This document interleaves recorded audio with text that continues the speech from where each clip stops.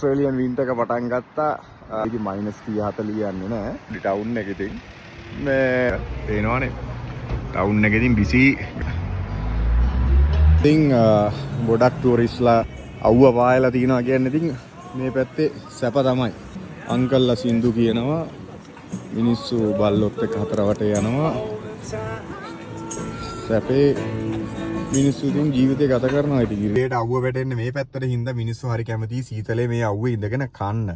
අපිට නම් ඉතින් මේ තියෙන +1යි -1යි කියන ටෙම්පරේචර් එකකින් ඉන්න බෑ.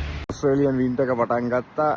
ඉතින් -30 40 යන්නේ නැහැ. ටවුන් එකේ ඉතින් මේ පේනවනේ.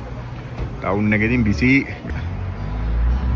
ඉතින් ගොඩක් ටූරිස්ට්ලා අවුව පායලා තියනවා කියන්නේ ඉතින් මේ පැත්තේ සැප තමයි. අංකල්ලා සින්දු කියනවා.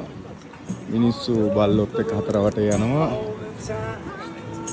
සැපේ මිනිස්සු ඉතින් ජීවිතය ගත කරනවා. ඉතින් ඉරේට අවුව වැටෙන්නේ මේ පැත්තට හින්දා මිනිස්සු හරි කැමතියි සීතලේ මේ අවුවේ ඉඳගෙන කන්න. අපිට නම් ඉතින් මේ තියෙන +1යි -1යි කියන ටෙම්පරේචර් එකකින් ඉන්න බෑ.